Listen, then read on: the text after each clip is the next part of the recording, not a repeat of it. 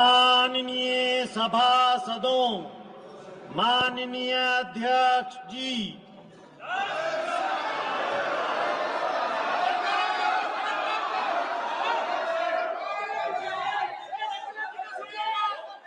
माननीय सदस्यगण,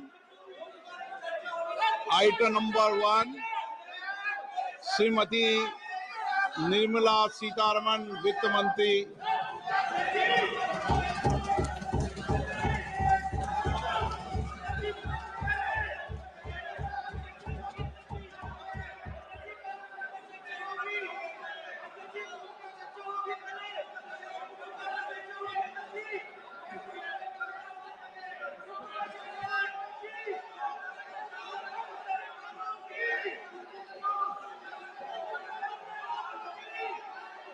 नोटिस दे दो। सदस्यगण, बजट के बाद राज्यपाल अभिभाषण में आपको पर्याप्त अवसर दूंगा। मेरा आपसे निवेदन है, नहीं माननीय अखिलेश जी, आपने संसद की मर्यादा को आप बना के रखें। कभी बजट भाषण के अंदर इस तरीके का नहीं हुआ, ये उचित नहीं है, ये उचित नहीं है। अखिलेश जी प्लीज, मैं आपको मौका दूंगा राज्यपाल अभिभाषण पे, प्लीज। नो, ये तरीका ठीक नहीं है। No,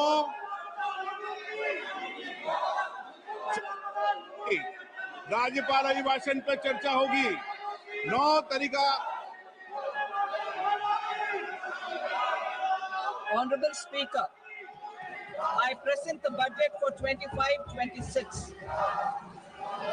This budget continues our government's efforts to A. Accelerate growth, B. Secure inclusive development, C. Invigorate private sector investments, D. Uplift household sentiments, and E. Enhance spending power of India's rising middle class. Together, we embark on a journey to unlock our nation's tremendous potential for greater prosperity and global positioning under the leadership of Honorable Prime Minister Shri Narendra Modi.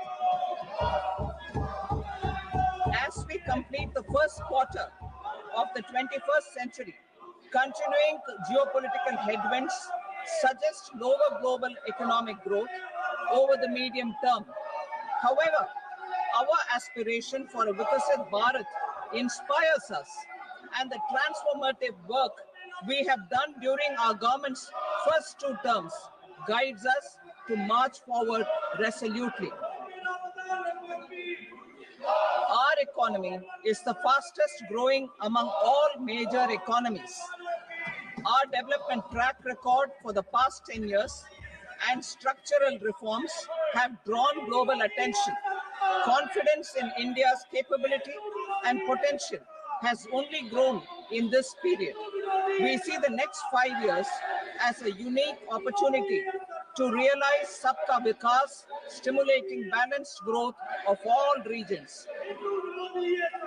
The great Telugu poet and playwright Gurujada Apparao had said, "Deshamante matti kadoy, deshamante manushuloy," meaning a country is not just its soil, a country is its people. In line with this, for us, Vikasit Bharat encompasses zero poverty, 100% quality good school education, access to high quality, affordable and comprehensive healthcare, 100% skilled labor with meaningful employment, 70% women in economic activities, and farmers making our country the food basket of the world. In this budget, the proposed development measures span 10 broad areas, focusing on Garib, youth, Annadata, and Nari, spurring agricultural growth and productivity, building rural prosperity and resilience, taking everyone together on an inclusive growth path, boosting manufacturing and furthering Make in India, supporting MSMEs, enabling employment-led development, investing in people, economy, and innovation, securing energy supplies, promoting exports, and nurturing innovation. For this journey of development, our four powerful engines are agriculture, MSME, investments, and exports. The fuel, our reforms, our guiding spirit, inclusivity, and the destination, Vikasit Bharat. This budget aims to initiate transformative reforms across 6 domains. During the first 5 years, these will augment our growth potential and global competitiveness. The domains are taxation, power sector, urban development, mining, financial sector, and regulatory reforms. Agriculture as the first engine. Now I move to specific proposals, beginning with agriculture as the first engine.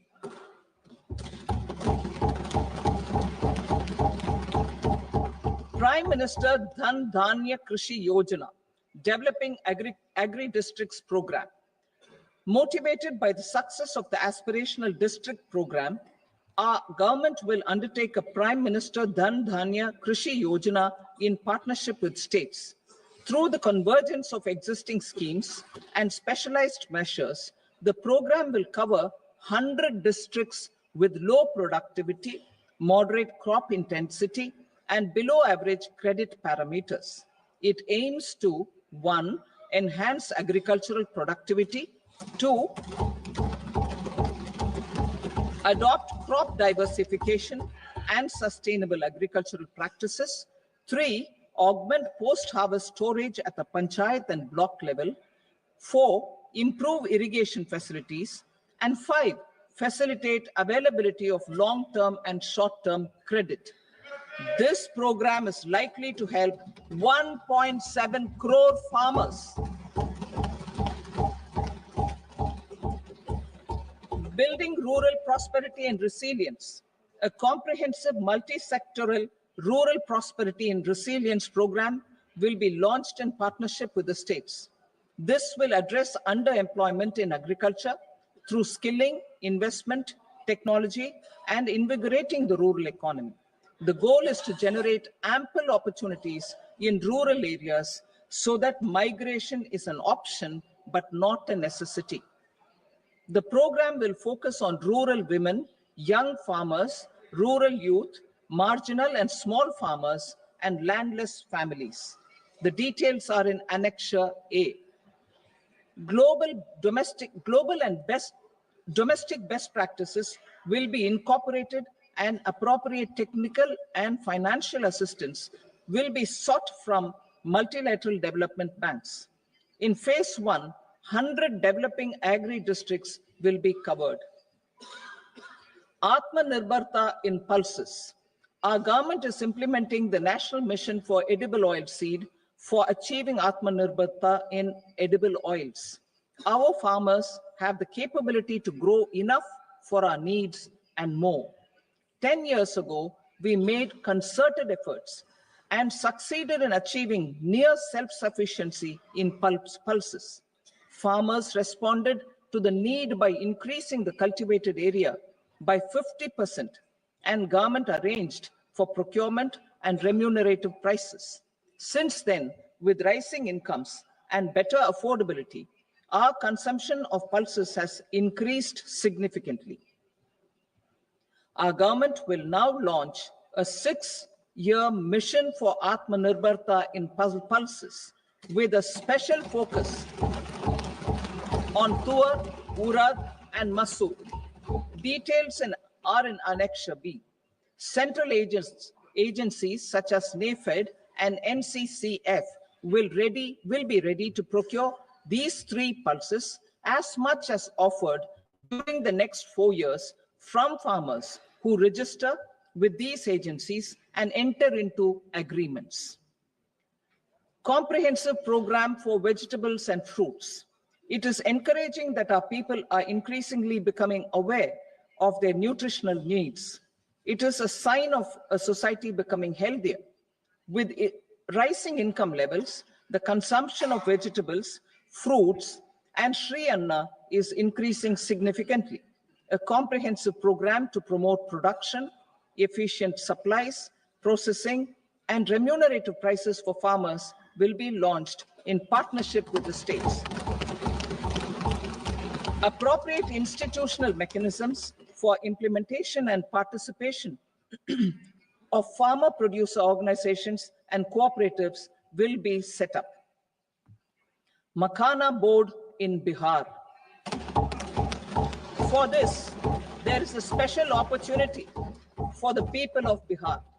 A Makhana board will be established in the state to improve production, processing, value addition, and marketing of Makhana.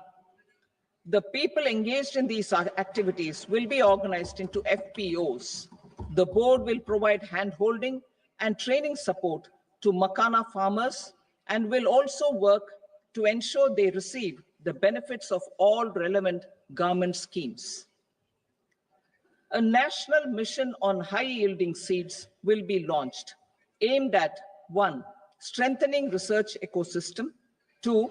Targeted development and propagation of seeds with high yield, pest resistance, and climate resilience, and 3. Commercial availability of more than 100 seed varieties released since July 2024. India ranks second largest globally in fish production and aquaculture. Seafood exports are valued at 60,000 crore rupees. To unlock the untapped potential of the marine sector, our government will bring in an enabling framework for sustainable harnessing of fisheries from Indian exclusive economic zone and high seas, with a special focus on the Andaman and Nicobar and Lakshadweep Islands. For the benefit of lakhs of cotton growing farmers, I am pleased to announce a mission for cotton productivity. This 5-year mission will facilitate significant improvements in productivity and sustainability of cotton farming and promote extra long staple cotton varieties. The best of science and technology support will be provided to farmers. Aligned with our integrated 5F vision for the textile sector, this will help in increasing incomes of the farmers and ensure a steady supply of quality cotton for rejuvenating India's traditional textile sector. Kisan credit cards facilitate short-term loans for 7.7 crore farmers, fishermen, and dairy farmers. The loan limit under modified interest subvention scheme will be enhanced from 3 lakh rupees to 5 lakh rupees for loans taken through the KCC. For Atmanirbharta in urea production, our government had reopened 3 dormant urea plants in the eastern region. To further augment urea supply, a plant with annual capacity of 12.7 lakh metric tons will be set up at Namrup in Assam.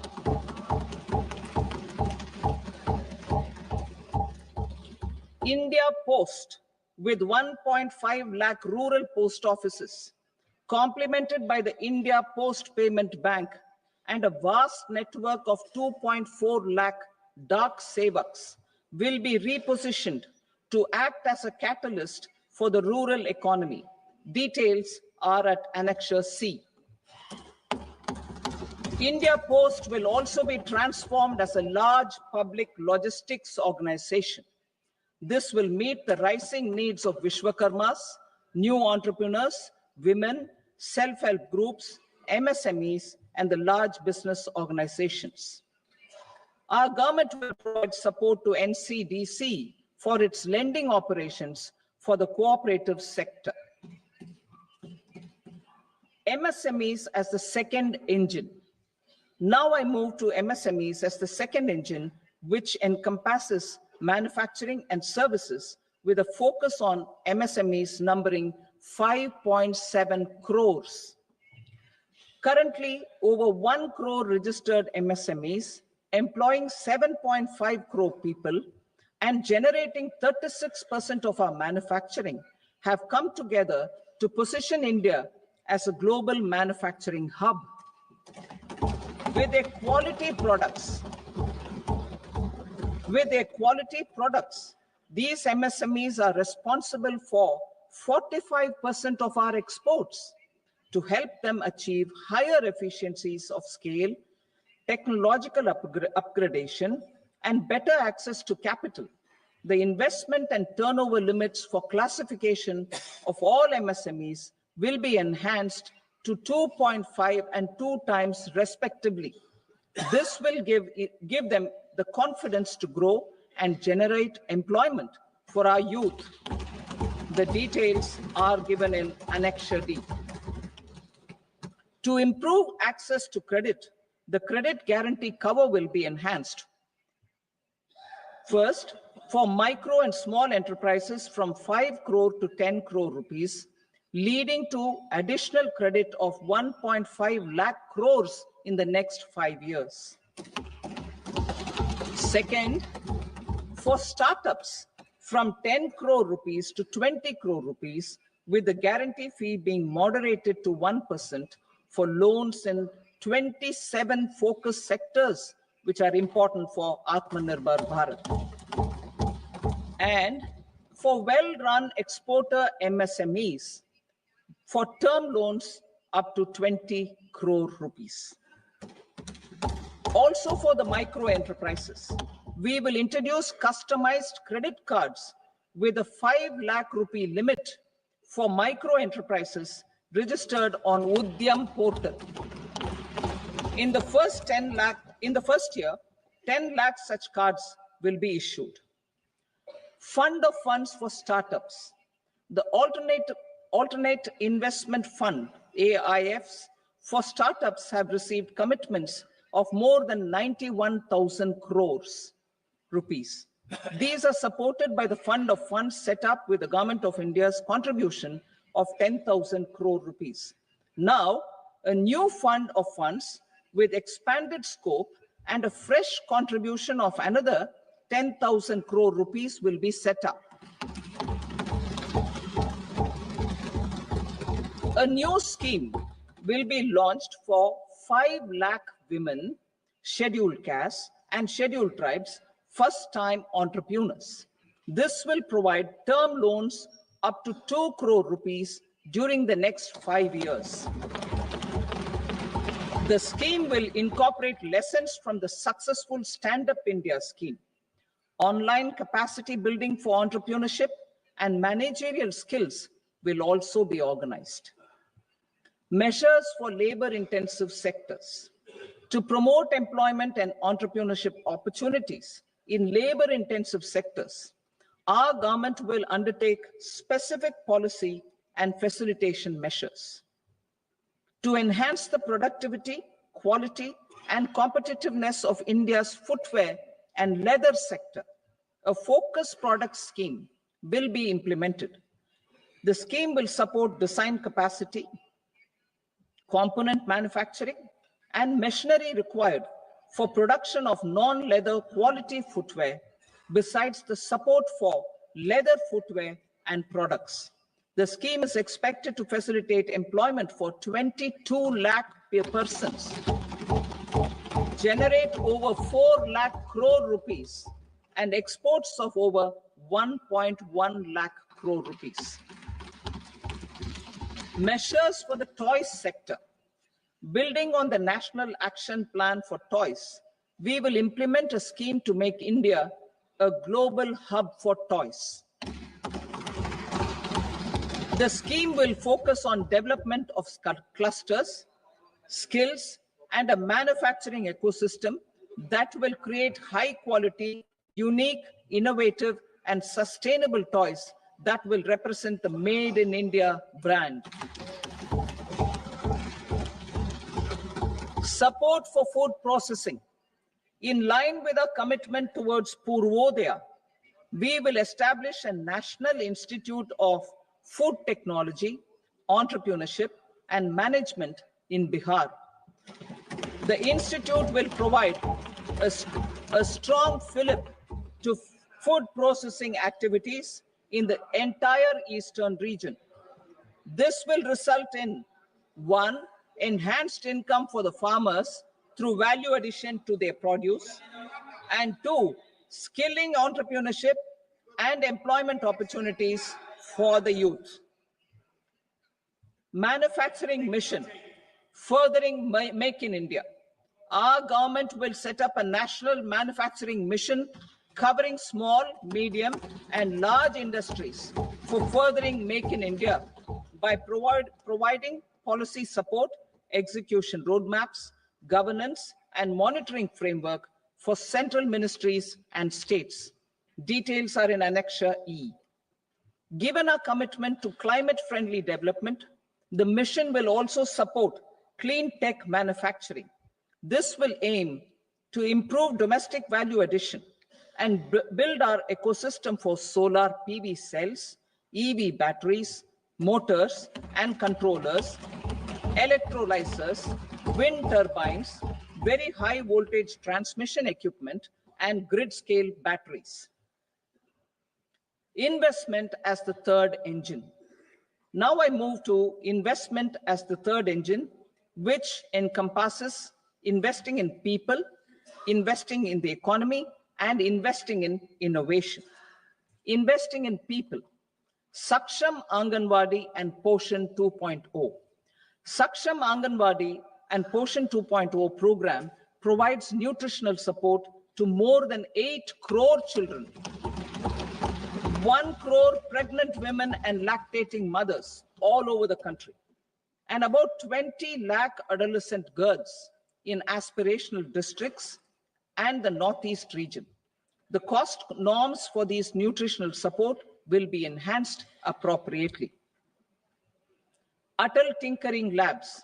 50,000 Atal Tinkering Labs will be set up in government schools in the next 5 years to cultivate the spirit of curiosity and innovation and foster a scientific temper among young minds.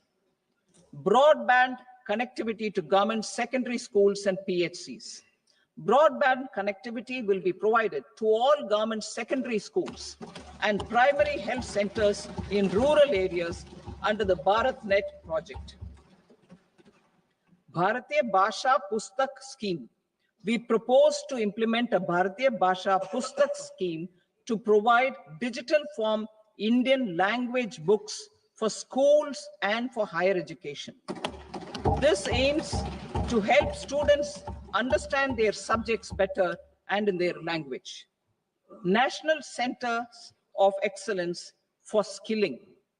Building on the initiative announced in the July 24 budget, 5 national centers of excellence for skilling will be set up with global expertise and partnerships to equip our youth with the skills required for Make for India, Make for the World manufacturing. The partnership will cover curriculum design, training of trainers, and a skills certification framework and periodic reviews. Expansion of capacity in IITs. Total number of students in 23 IITs has increased 100% from 65,000 to 1.35 lakh in the past 10 years.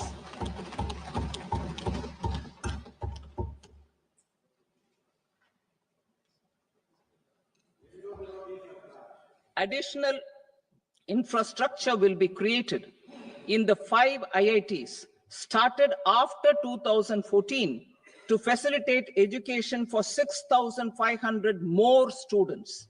Hostel and other infrastructure capacity at IIT Patna will also be expanded.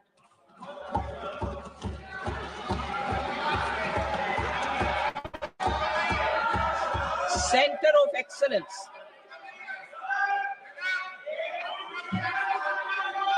Center of Excellence in AI for Education. I had announced 3 centers of excellence in artificial intelligence for agriculture, health, and sustainable cities in 2023. Now a center of excellence in artificial intelligence for education will be set up with a total outlay of 500 crores. Expansion of medical education. Our government has added almost 1.1 lakh undergraduate and postgraduate medical education seats in 10 years, an increase of 130%. In the next year, 10,000 additional seats will be added in medical colleges and hospitals towards the goal of adding 75,000 seats in the next 5 years. Daycare and cancer centers in all district hospitals. Our government will facilitate setting up of daycare cancer centers in all district hospitals in the next 3 years. 200 centers will be established in 25-26 itself. Strengthening urban livelihoods. Our government has been giving priority to assisting urban poor and vulnerable groups. A scheme for socio-economic upliftment of urban workers will be implemented to help them improve their incomes, have sustainable livelihoods, and a better quality of life. PM Swanidhi scheme has benefited more than 68 lakh street vendors, giving them respite from high-interest informal sector loans. Building on this success, the scheme will be revamped with enhanced loans from banks, UPI-linked credit cards with 30,000 rupees limit, and capacity building support. Social Security Scheme for welfare of online platform workers. Gig workers of online platforms provide great dynamism to the new age services economy. Recognizing their contribution, our government will arrange for their identity cards and registration on the e-Shram portal. They will be provided healthcare under PM Jan Arogya Yojana. This measure is likely to assist nearly 1 crore gig workers.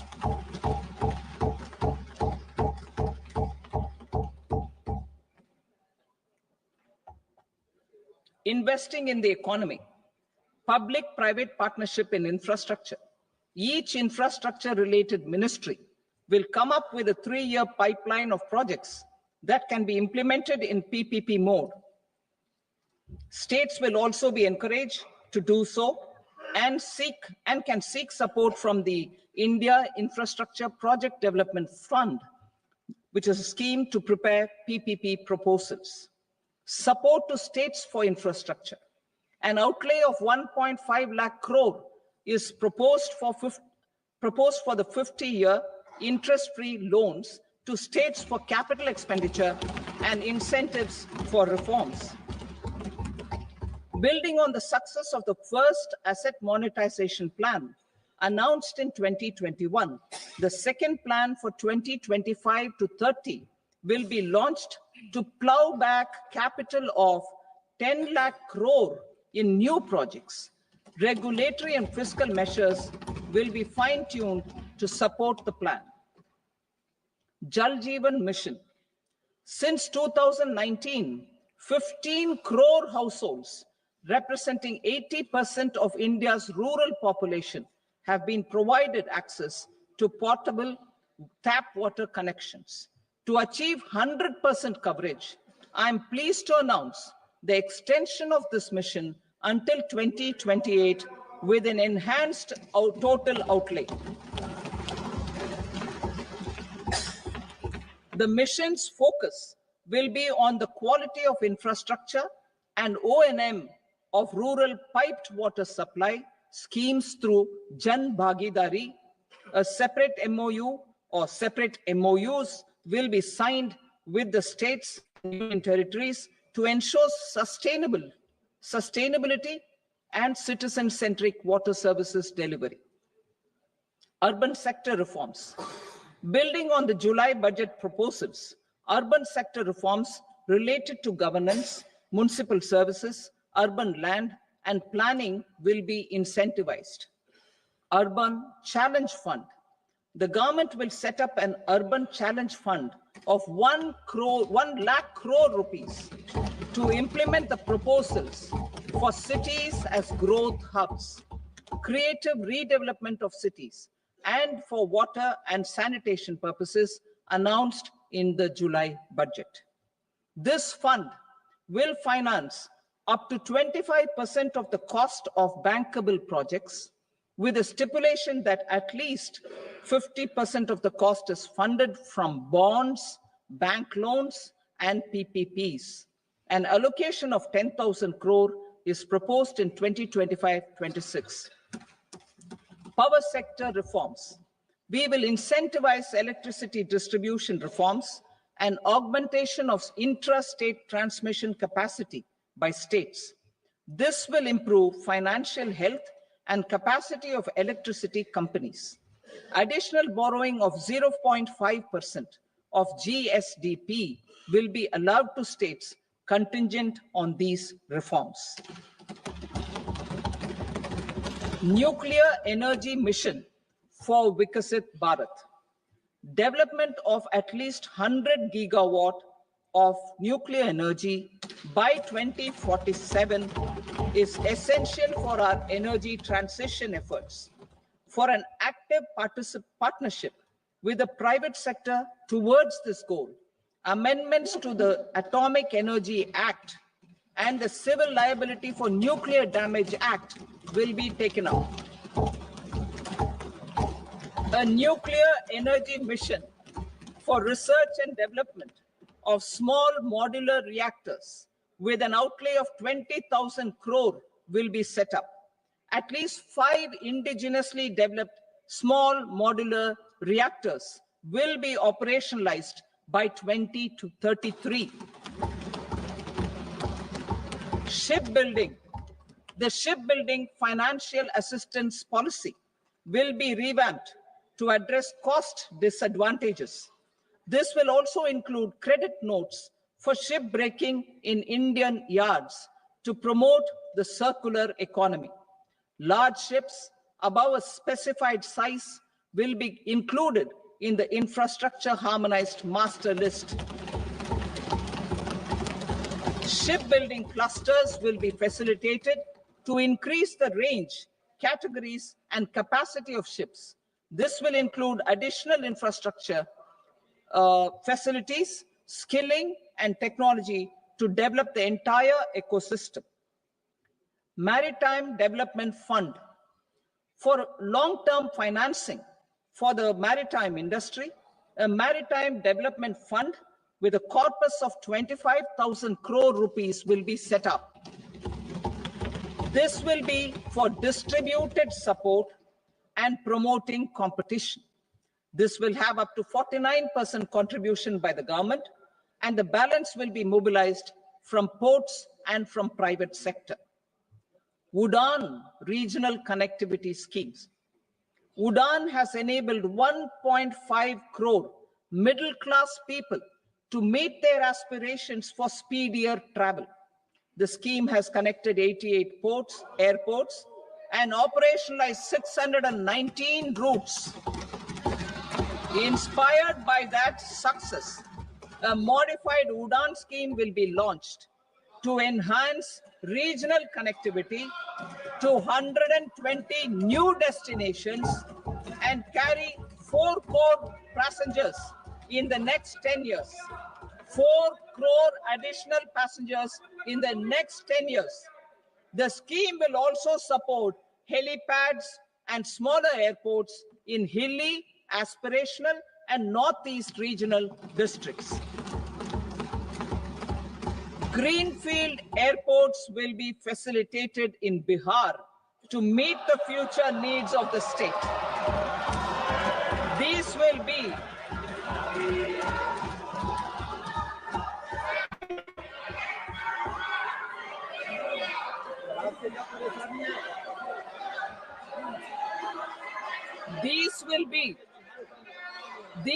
be in addition to the expansion of the capacity of Patna Airport and a brownfield airport in Beta. Western Kosi Canal project in Mithilanchal. Financial support will be provided for the Western Kosi Canal ERM project, benefiting a large number of farmers cultivating over 50,000 hectares of land in the Mithilanchal region of Bihar. Mining sector reforms. Mining sector reforms, including those for minor minerals, will be encouraged through sharing of best practices and institutions of a state mining index. A policy for recovery of critical minerals from tailings will be brought out. Under the special window for affordable and mid-income housing, SWAMI, 50,000 dwelling units in stressed housing projects have been completed and keys handed over to home buyers. Another 40,000 units will be completed in 2025, further helping middle-class families who were paying EMIs on loans taken for apartments while also paying rent for their current dwellings. Building on this success, SWAMI Fund 2 will be established as a blended finance facility with contribution from the government, banks, and private investors. This fund of 15,000 crore rupees will aim for expeditious completion of another 1 lakh units. PM Gati Shakti data for private sector. For furthering PPPs and assisting the private sector in project planning, access to relevant data and maps from the PM Gati Shakti portal will be provided. Tourism for employment-led growth. Top 50 tourist destination sites in the country will be developed in partnership with states through a challenge mode. Land for building key infrastructure will have to be provided by the states. Hotels in these destinations will be included in the infrastructure harmonized list. The following measures will be taken for facilitating employment-led growth. Organizing intensive skill development programs for our youth, including in institutes of hospitality management. Providing mudra loans for homestays. Improving ease of travel and connectivity to tourist destinations. Providing performance-linked incentives to states for effective destination management, including tourist amenities, cleanliness, and marketing efforts. And introducing streamlined e-visa facilities along with visa fee waivers for certain tourist groups. Continuing with the emphasis on places of spiritual and religious significance in the July budget, there will be a special focus on destinations related to the life and times of Lord Buddha. Medical tourism and heal in India. Medical tourism and heal in India will be promoted in partnership with the private sector, along with capacity building and easier visa norms. Investing in innovation. To implement private sector-driven research, development, and innovation initiatives announced in the July budget, I am now allocating 20,000 crore rupees for this purpose. A deep tech fund of funds will also be explored to catalyze the next generation startups as a part of this initiative. In the next 5 years, under the PM Research Fellowship Scheme, we will provide 10,000 fellowships for technological research in IITs and IISc with enhanced financial support. The second gene bank with 10 lakh germplasm lines will be set up for future food and nutritional security. This will provide conservation support to both public and private sectors for genetic resources. We will start a national geospatial mission to develop foundational geospatial infrastructure and data. Using PM Gati Shakti, this mission will facilitate modernization of land records, urban planning, and design of infrastructure projects. A Gyan Bharatam mission for survey, documentation, and conservation of our manuscript heritage with academic institutions, museums, libraries, and private collectors will be undertaken to cover more than 1 crore manuscripts. We will set up a national digital repository of Indian knowledge systems for knowledge sharing. Now I move to exports as the fourth engine. We will set up an export promotion mission with sectoral and ministerial targets driven jointly by the Ministries of Commerce, MSME, and Finance. It will facilitate easy access to export credit, cross-border factoring support, support to MSMEs to tackle non-tariff measures in overseas markets. A digital public infrastructure, Bharat Trade Net, for international trade will be set up as a unified platform for trade documentation and financing solutions. This will complement the Unified Logistics Interface platform. The BTN will be aligned with international practices.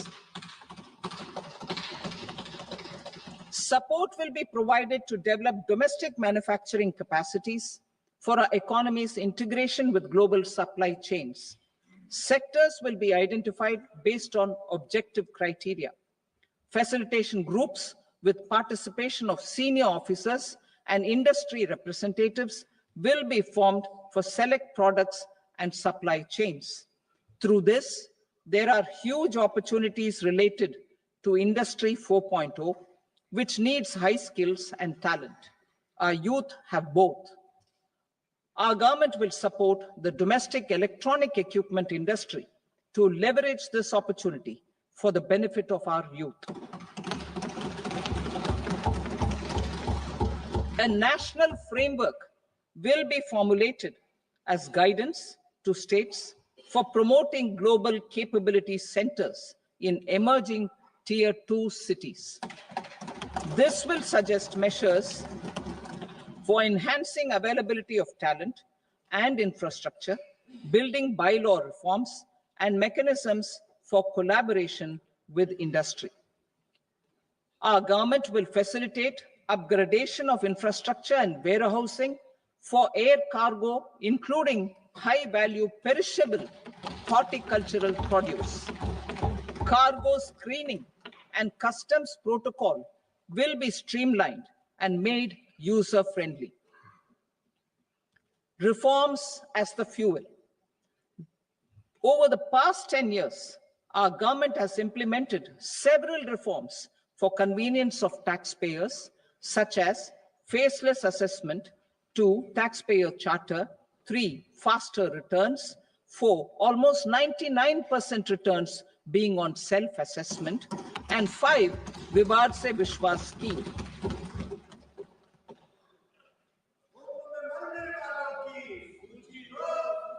Continuing these efforts, I reaffirm the commitment of the tax department to trust first, scrutinize later. I also propose to introduce the new income tax bill next week.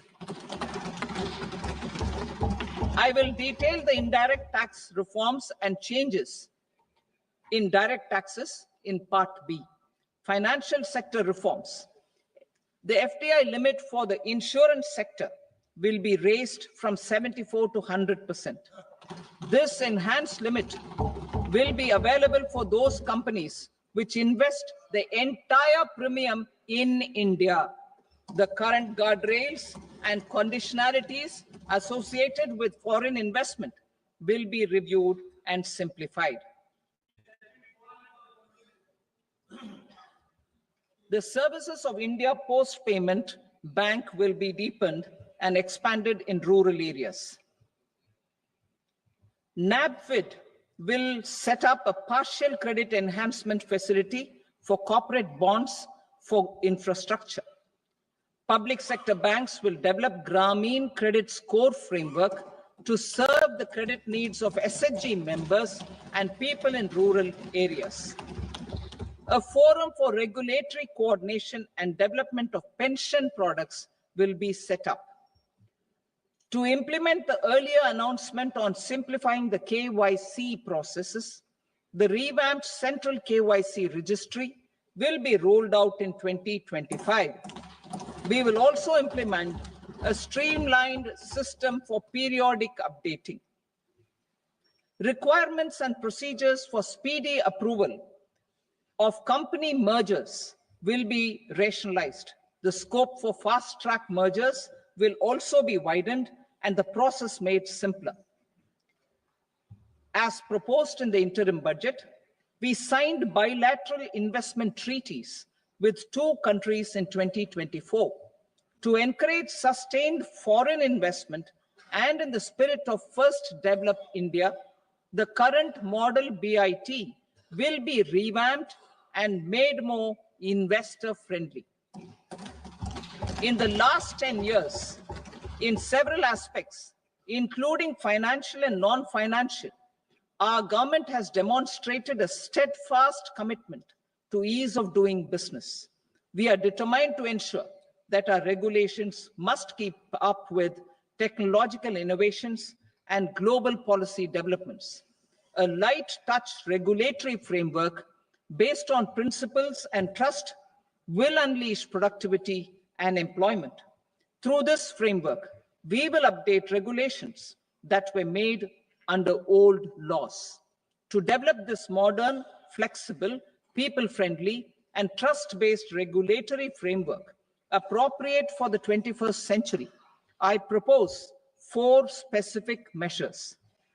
A high-level committee for regulatory reforms will be set up for a review of all non-financial sector regulations, certifications, licenses, and permissions. The committee will be expected to make recommendations within a year.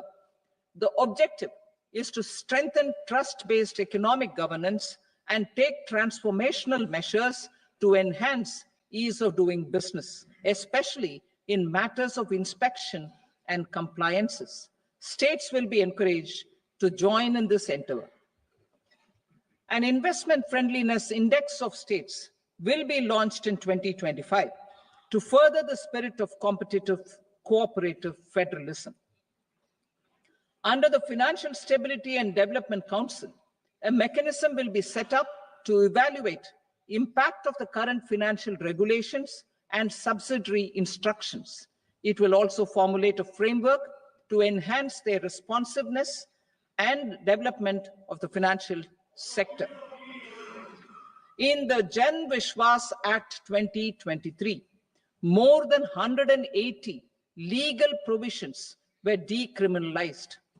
Our government will now bring up the Jan Vishwas Bill 2.0 to decriminalize more than 100 provisions in various laws. I now move to fiscal policy. In the July budget, I had committed to staying the course for fiscal consolidation.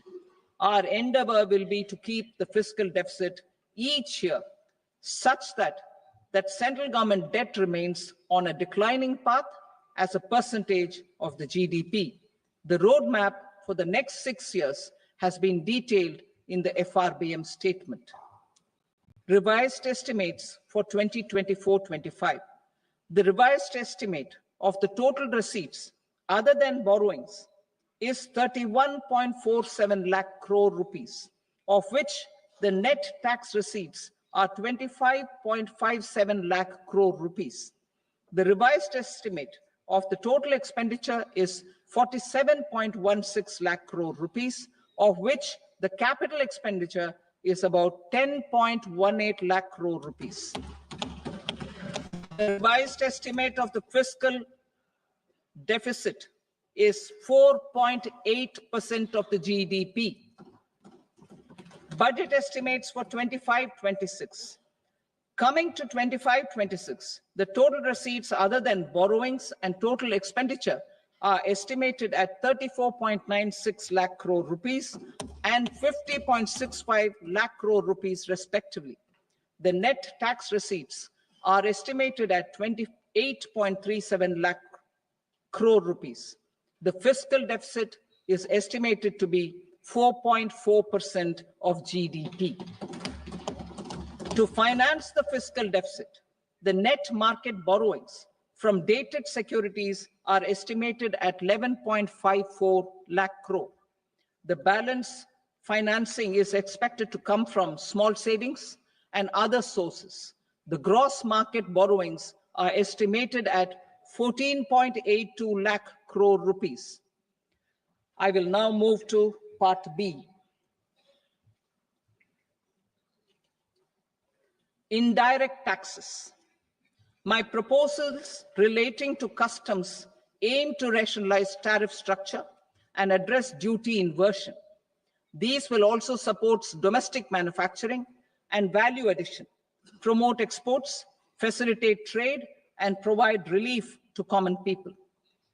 Rationalization of customs tariff structure for industrial goods. As a part of comprehensive review of customs rate structure announced in July 2024 budget, I propose to, 1, remove 7 tariff rates. This is over and above the 7 tariff rates removed in 23-24 budget. After this, there will be only 8 remaining tariff rates, including 0 rate. 2, apply appropriate cess to broadly maintain effective duty incidence, except on a few items where such incidence will reduce marginally. 3, levy not more than 1 cess or surcharge. Therefore, I propose to exempt social welfare surcharge on 82 tariff lines that are subject to a cess. I shall now take up sector-specific proposals. To provide relief to patients, particularly those suffering from cancer, rare diseases, and other severe chronic diseases, I propose to add 36 life-saving drugs and medicines to the list of medicines fully exempted from basic custom duty.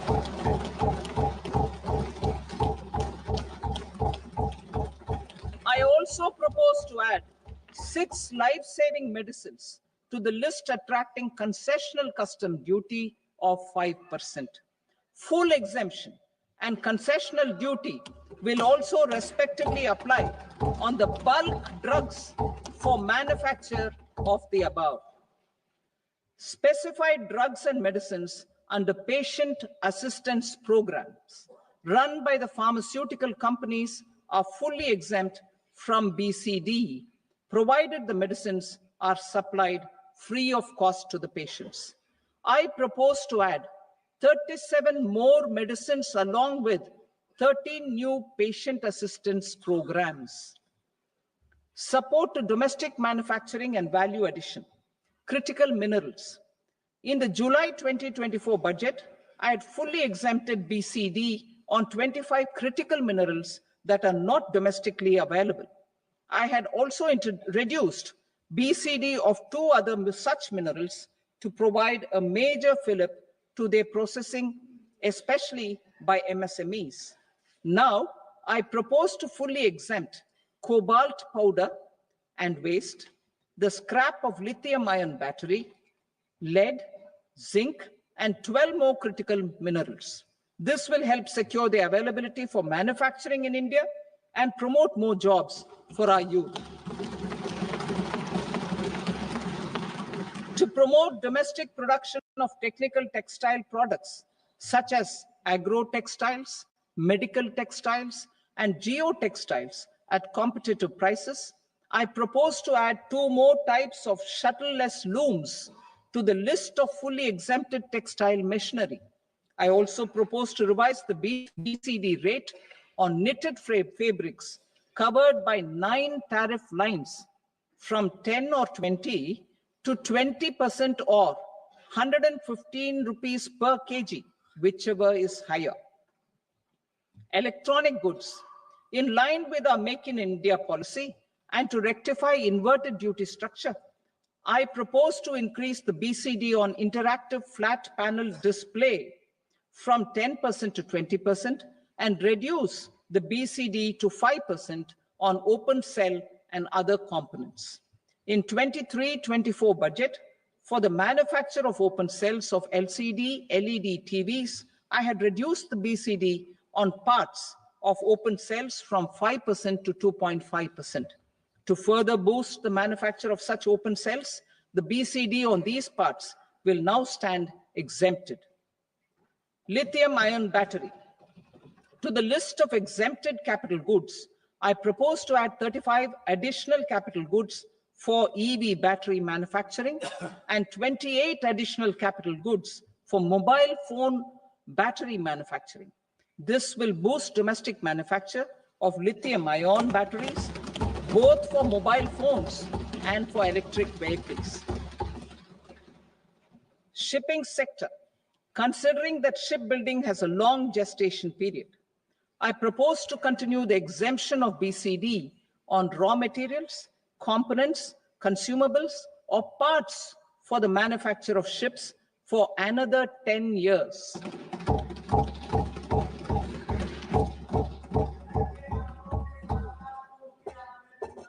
I also propose the same dispensation for shipbreaking to make it more competitive.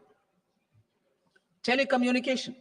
To prevent classification disputes, I propose to reduce the BCD from 20% to 10% on carrier-grade Ethernet switches to make it at par with non-carrier-grade Ethernet switches. Export promotion. To facilitate exports of handicrafts, I propose to extend the time period for export from 6 months to 1 year, further extendable by another 3 months if required. I also propose to add 9 items to the list of duty-free inputs. Leather sector. I propose to fully exempt BCD on wet blue leather to facilitate imports for domestic value addition and employment. I also propose to exempt crust leather from 20% export duty to facilitate exports by small tanners. Marine products.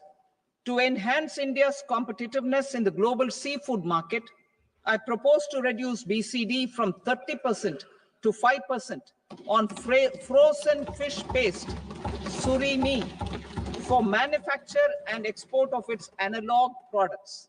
I also propose to reduce BCD from 15% to 5% on fish hydrolysates for manufacture of fish and shrimp feed. In July 2024 budget, to promote development of domestic MROs for aircraft and ships, I had extended the time limit for export of foreign origin goods that were imported for repairs from 6 months to 1 year and further extendable by 1 year. I now propose to extend the same dispensation for railway goods. Time limit for provisional assessment. Presently, the Customs Act 1962 does not provide any time limit to finalize provisional assessments, leading to uncertainty and cost to trade.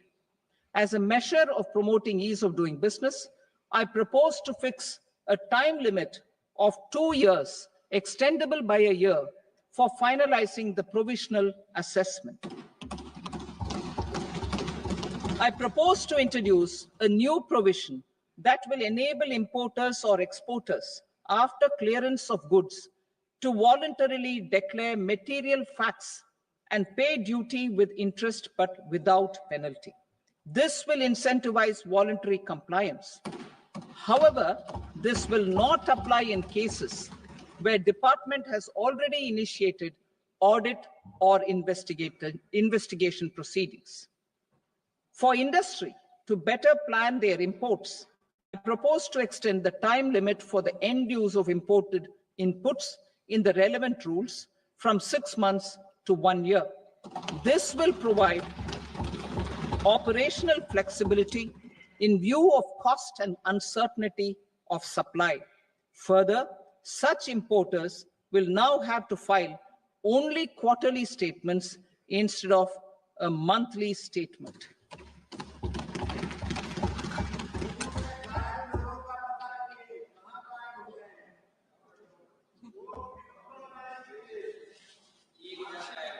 I now come to my direct tax proposals. In Part A, I have briefly underlined taxation reforms as one of key reforms to realize our vision of Vikasit Bharat. In respect of criminal law, our government had earlier ushered in Bharatiya Nyaya Sanhita, replacing Bharatiya Danda Sanhita. I am happy to inform this August House and the country that for new income tax bill will carry forward the same spirit of Nyaya in its drafting as well. The new bill will be clear and direct in text, with close to half of the present law in terms of both chapters and words.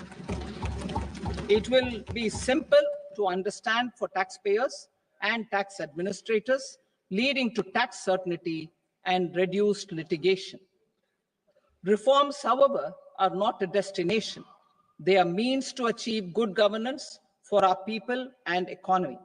Providing good governance primarily involves being responsive.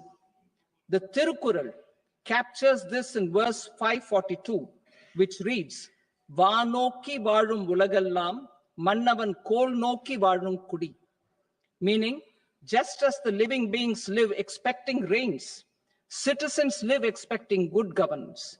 Our government is committed to keeping an ear to the ground and a finger on the pulse and responding while balancing our national building efforts.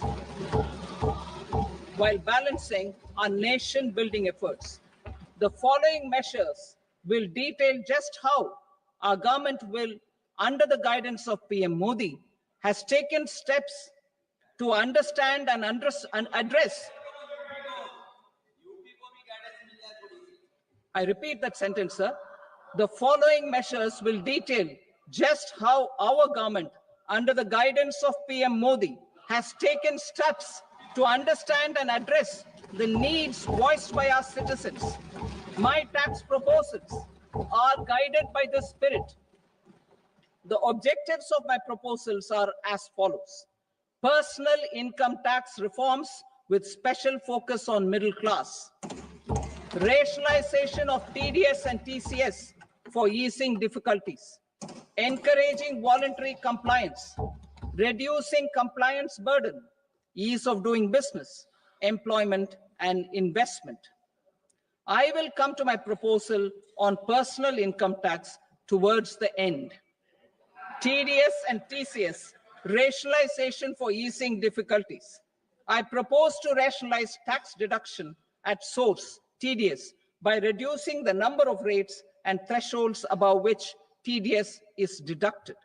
Further, threshold amounts for tax deduction will be increased for better clarity and uniformity.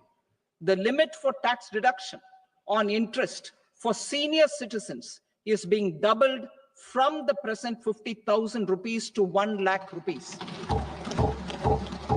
Similarly, the annual limit of 2.40 lakh rupees for TDS on rent is being increased to 6 lakh rupees.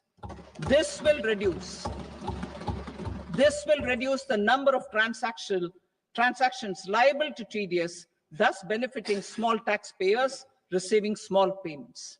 The threshold to collect tax at source, the TCS, on remittances under RBI's liberalized remittance scheme, the LRS, is proposed to be increased from 7 lakh to 10 lakhs. I also propose to remove TCS on remittances for education purposes, where such remittances is out of a loan taken from a specified financial institution. Both TDS and TCS are being applied on any transaction related to sale of goods.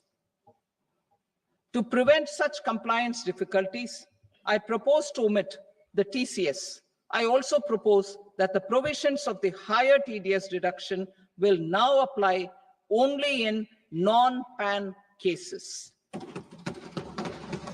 In July 2024, the delay for payment of TDS up to the due date of filing statement was decriminalized. I propose to provide the same relaxation to TCS provisions as well. The government under the leadership of Prime Minister Modi believes in Sabka Saath, Sabka Vikas, Sabka Vishwas, and Sabka Prayas. In line with this, we brought in updated return facility in 2022 for voluntary compliance by taxpayers who had omitted to report their correct income. Our trust in taxpayers was proved right. Nearly 90 lakh taxpayers voluntarily updated their incomes by paying additional tax. Taking this trust further, I now propose to extend the time limit to file updated returns for any assessment year from the current limit of 2 years to 4 years. I propose to reduce the compliance burden for small charitable trusts and institutions by increasing their period of registration from 5 years to 10 years. It is also proposed that disproportionate consequences do not arise for minor defaults, such as incomplete applications filed by charitable entities. Presently, taxpayers can claim the annual value of self-occupied properties as nil only on the fulfillment of certain conditions. Considering the difficulties faced by taxpayers, it is proposed to allow the benefit of 2 such self-occupied properties without any condition. To streamline the process of transfer pricing and to provide an alternative to yearly examination, I propose to introduce a scheme for determining arm's length price of international transaction for a block period of 3 years. This will be in line with global best practices. With a view to reduce litigation and provide certainty in international taxation, the scope of safe harbor rules is being expanded. A number of senior and very senior citizens have very old national savings schemes accounts. As interest is no longer payable on such accounts, I propose to exempt withdrawals made from NSS by individuals on or after 29th August 2024. I am also proposing to allow similar treatment to NPS Vatsalya accounts as is available to normal NPS accounts subject to overall limits. In my speech in July 2024, I had promised that all processes, including giving effect to appellate orders, shall be digitalized and made paperless over the next 2 years. So I'm happy to announce that digitalization is being made operational now. In July 2024, we brought in the Vivad Se Vishwas scheme to resolve income tax disputes pending in appeal. The scheme has received a great response, with nearly 33,000 taxpayers having availed of the scheme to settle their disputes. I have a few proposals to promote investment and employment. It is proposed to provide a presumptive taxation regime for non-residents who provide services to a resident company that is establishing or operating an electronics manufacturing facility. I further propose to introduce a safe harbor for tax certainty for non-residents who store components for supply to specified electronics manufacturing units. Presently, the tonnage tax scheme is available only to seagoing ships. The benefits of existing tonnage tax scheme are proposed to be extended to inland vessels registered under the Indian Vessels Act 2021 to promote inland water transport in the country. extension for incorporation of startups. We continue to support the Indian startup ecosystem. I propose to extend the period of incorporation by 5 years to allow the benefit available to startups which are incorporated before 1/4/2030. In order to attract and promote additional activities in the IFSC, I am inter alia proposing specific benefits to ship leasing units, insurance offices, and treasury centers of global companies which are set up in IFSC.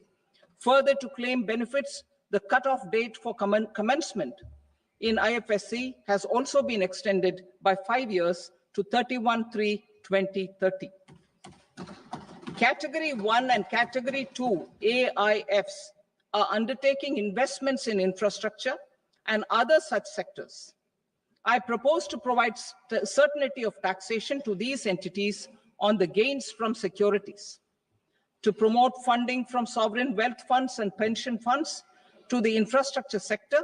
I propose to extend the date of making an investment by 5 more years up to 31st March 2030.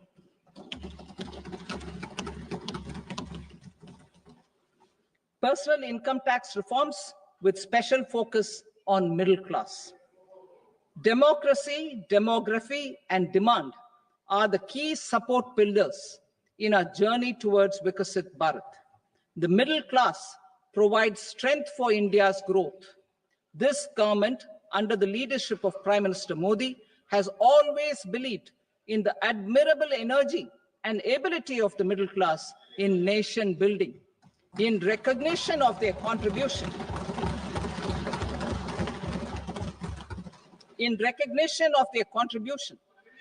we have periodically reduced their tax burden. Right after 2014, the nil tax slab was raised to 2.5 lakhs of rupees, which was further raised to 5 lakh rupees in 2019 and to 7 lakh rupees in 2023. This is reflective of our government's trust on the middle class taxpayers. I am now happy to announce that there will be no income tax payable up to income of 12 lakh rupees.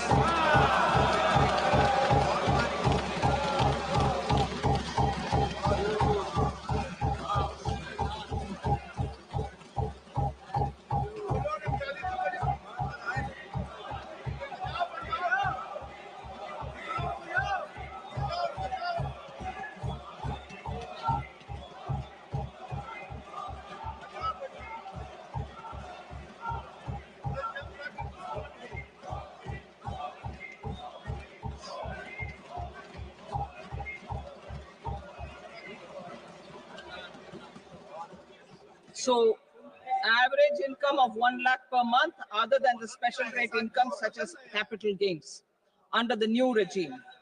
This limit will be 12.75 lakh for salaried taxpayers due to the standard deduction of 75,000.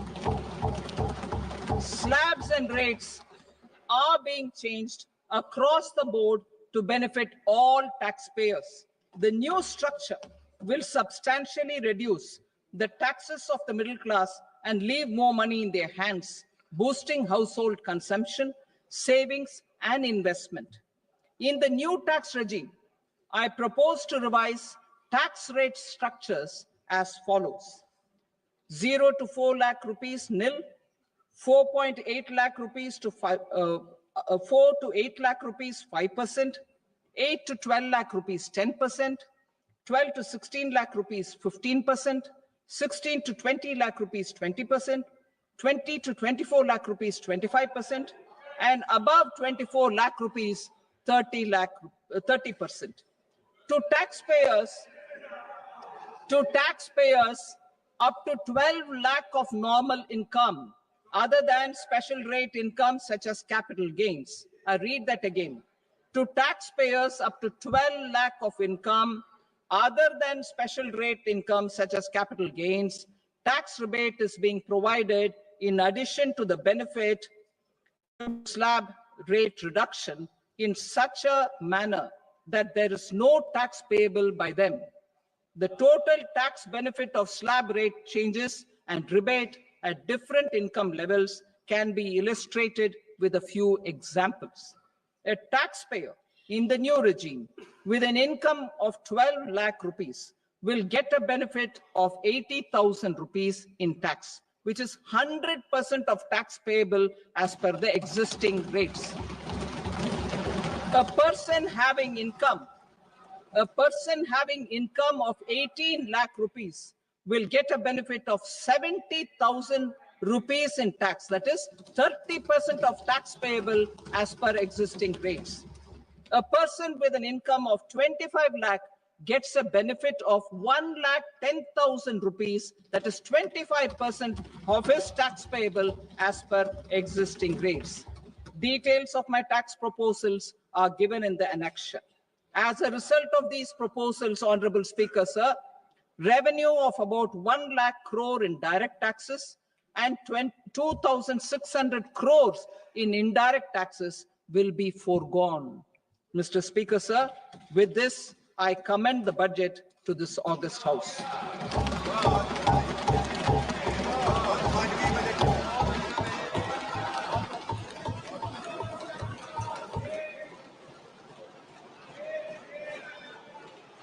Item number 2, Srimati Nirmala Sitharaman. Sir, with your permission, I rise to lay on the table the following statements under Section 3(1) of the Fiscal Responsibility and Budget Management Act 2003. Medium-term fiscal policy cum fiscal policy strategy statement and macroeconomic framework statement. Item number 3, Srimati Nirmala Sitharaman. Sir, with your permission, I rise to move for leave to introduce the Finance Bill 2025. प्रश्न ये है कि विधेयक को पुनर्स्थापित करने की अनुमति प्रदान की जाए। जो सदस्य इसके पक्ष में हाँ कहें, जो सदस्य विरोध में ना कहें। मेरे विचार में निर्णय हाँ वालों के पक्ष में हुआ। हाँ वालों के पक्ष में अनुमति प्रदान की जाती है। माननीय मंत्री जी, अब विधेयक को पुनर्स्थापित करें। Sir, I introduce the bill. Thank you. सभा की कार्रवाई सोमवार दिनांक 3 फरवरी 2025 को प्राप्त 11 बजे तक के लिए स्थगित की जाती है।